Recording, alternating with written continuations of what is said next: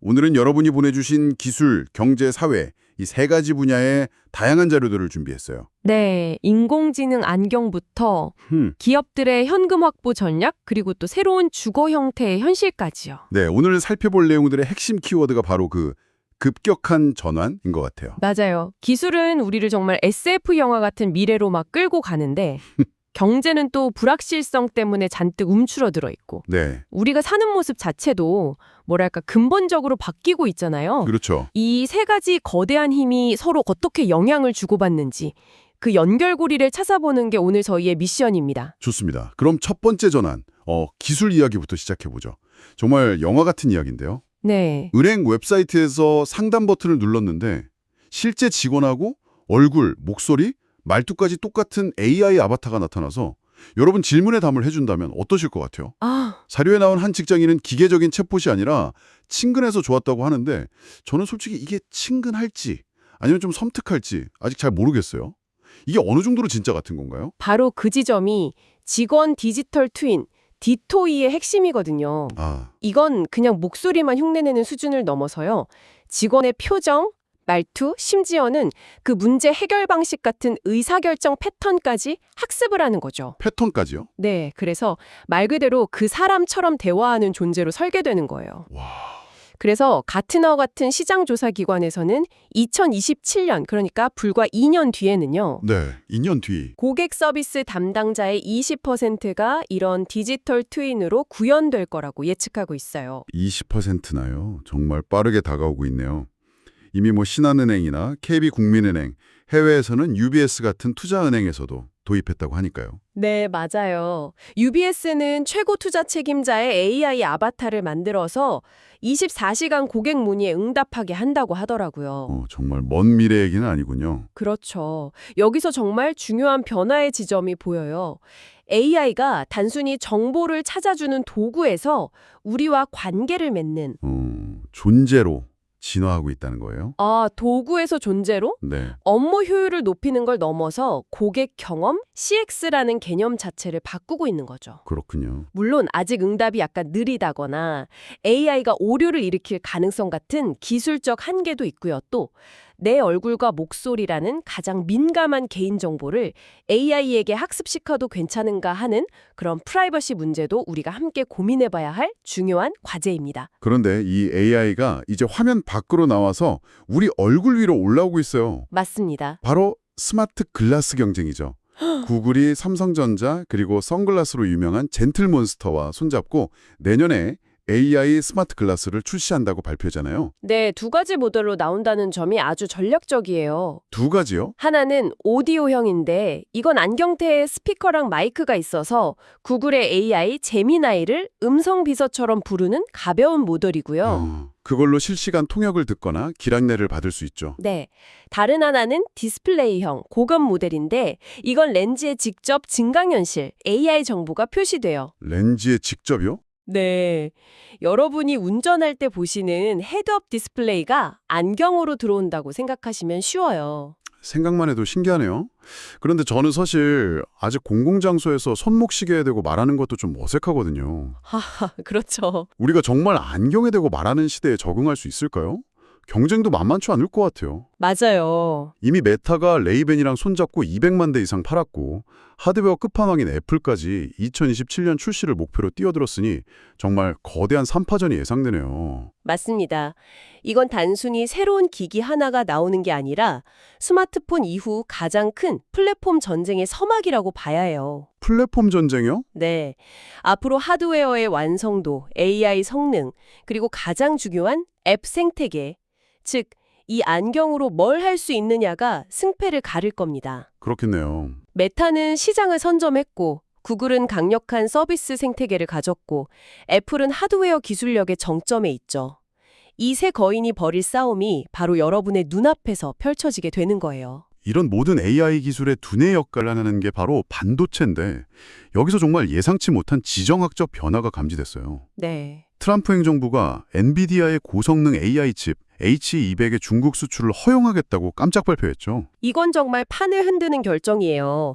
H200은 기존의 중국 수출이 허용됐던 저사양 칩 H20보다 성능이 최대 13배나 뛰어나거든요. 13배요? 네, 이 13배라는 게 단순히 속도가 10배 빠르다는 의미가 아니에요. 비유하자면 H22 여러분의 질문에 답하는 스마트 스피커 수준이라면 네. H200은 신약을 개발하거나 복잡한 기후변화 모델을 시뮬레이션 할 수 있는 수준의 두뇌를 제공하는 거예요. 아, 차원이 다르군요. 그렇죠. 중국 기업들에게는 이전에는 불가능했던 새로운 AI 개발의 문을 열어주는 셈이죠. 그런데 미국이 그냥 허용해 준 건 아니죠. 판매액의 25%를 수수료로 받겠다는 조건을 걸었고요. 네, 맞습니다. 근데 더 재미있는 건 중국의 반응이에요.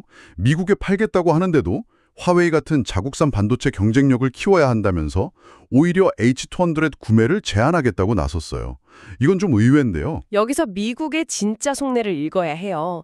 전문가들은 이걸 관리된 개방이라고 분석해요. 관리된 개방이요? 네, 아주 강력하지만 최신 기술인 블랙웰 B200보다는 한 세대 뒤처진 칩을 제한적으로 공급하는 거죠. 아, 이렇게 해서 중국이 미국 기술 생태계에 계속 의존하게 만들고 완전한 기술 자립 속도는 늦추려는 의도예요. 그렇군요. 그 사이에 미국과 동맹국들은 B200을 독점적으로 공급받으면서 기술 격차를 계속 벌려나가는 거고요. 와, 정말 치열한 수싸움이네요.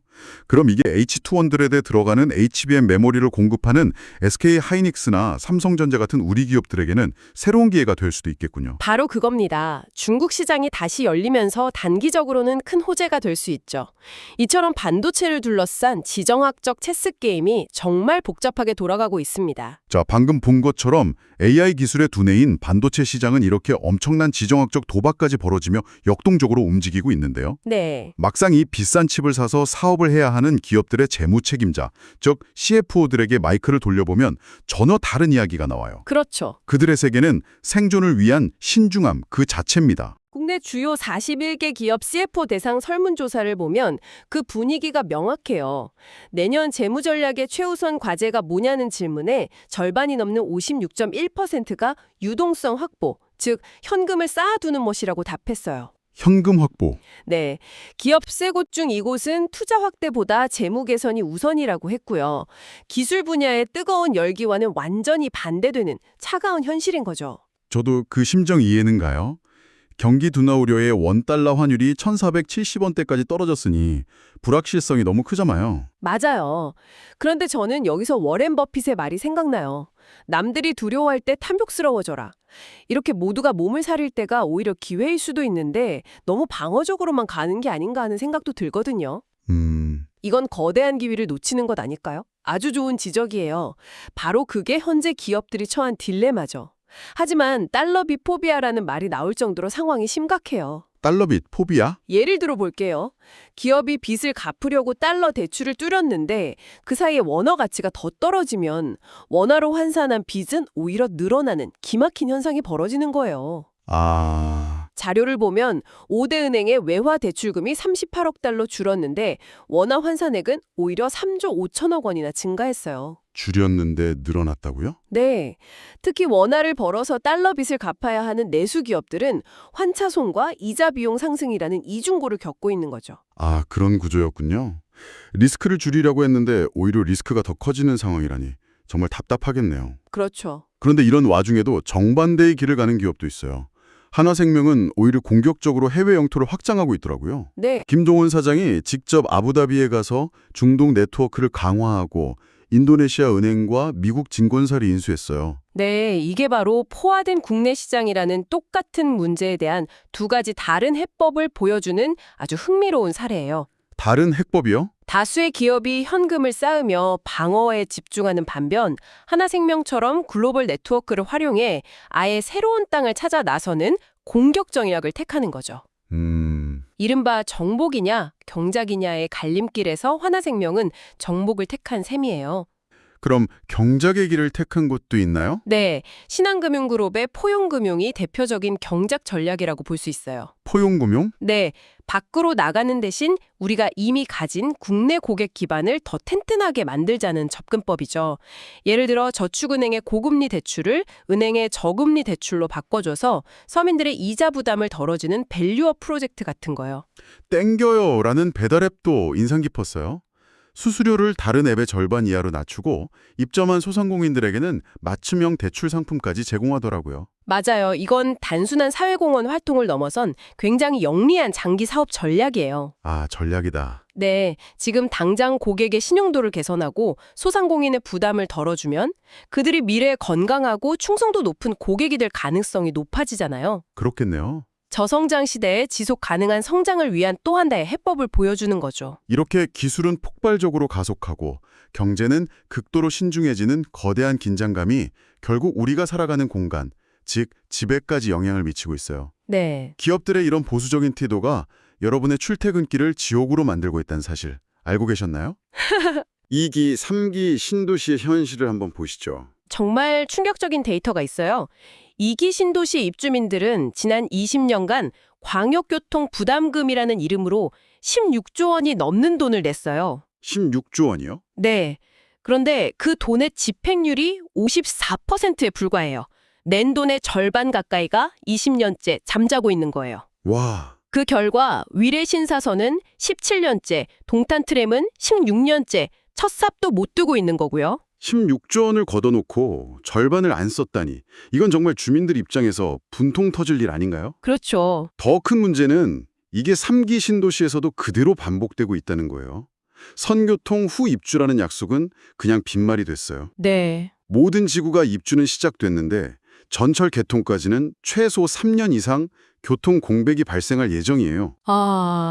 이러니 고향 창릉지구에서는 당첨자의 26.6%, 거의 4명 중 1명이 계약을 포기하는 일까지 벌어졌죠. 이건 단순히 공사비가 오르거나 행정 절차가 늦어져서 생긴 문제가 아니에요.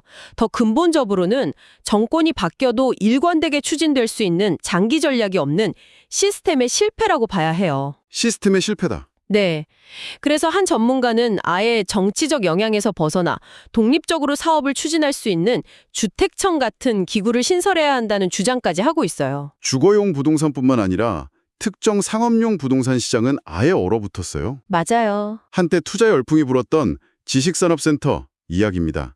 지금은 매매 건수와 금액 모두 5년 내 최저치를 기록하고 있다고요? 네, 과잉 공급과 경기 악화가 동시에 덮치면서 경매 물건은 폭증하는데 낙찰률은 계속 떨어지는 악순환에 빠졌어요. 아, 정부가 비어있는 사무실을 주거용으로 바꿔보는 방안도 검토했지만 건물 구조상 햇빛이 잘 안 들어오고 개조 비용도 너무 많이 들어서 사실상 불가능하다는 결론을 내렸다고 해요. 해결책도 없군요. 그렇죠.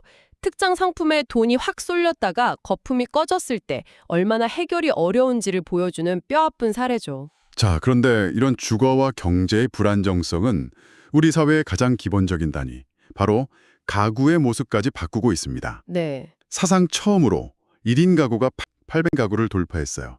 전체 가구의 36.1%입니다. 특히 서울에서는 20, 30대 청년 3명 중 1명이 혼자 살고 있어요. 중 1명이요? 네. 그런데 이들의 경제적 상황이 녹록지가 않아요. 1인 가구의 연평균 소득은 3,423만 원으로 전체 가구 평균보다 훨씬 낮고 절반 이상은 연소득이 3천만 원도 채 안 돼요. 여기서 제가 앞서 이야기했던 AI와 연결되는 지점이 보이기 시작해요. 저희가 방송 초반에 사람처럼 대화하는 관계적 AI에 대해 이야기했잖아요. 네네. 그런데 지금 800만 명이 넘는 사람들이 혼자 살아가고 그중 절반 가까이가 외로움을 느낀다고 해요. 혹시 이 두 현상 사이에 어떤 연결고리가 있는 건 아닐까요? 우리가 기술로 동반자를 만들고 있는 이유가 어쩌면 현실에서 진짜 인간관계를 맺는데 점점 더 어려워지고 있기 때문은 아닐까요? 정말 중요한 질문을 던져주셨어요.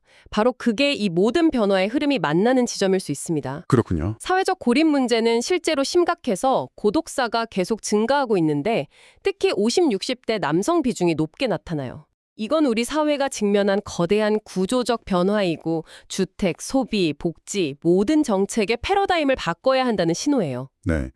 현재 복지제도가 주로 고령층에 집중되어 있지만 이 통계는 중장년층과 청년 1인 가구에 대한 맞춤형 지원이 얼마나 시급한지를 명확하게 보여주고 있습니다. 오늘 우리는 사람처럼 대화하고 생각하는 AI부터 만일의 사태에 대비해 현금을 쌓아두는 기업들, 그리고 점점 더 많은 사람들이 홀로 살아가는 현실까지 기술의 가속, 경제의 감속, 사회의 분절이라는 거대한 전환의 모습을 함께 살펴봤습니다. 이 모든 흐름 속에서 여러분이 한 번쯤 생각해 보셨으면 하는 마지막 질문을 던지고 싶어요. 네.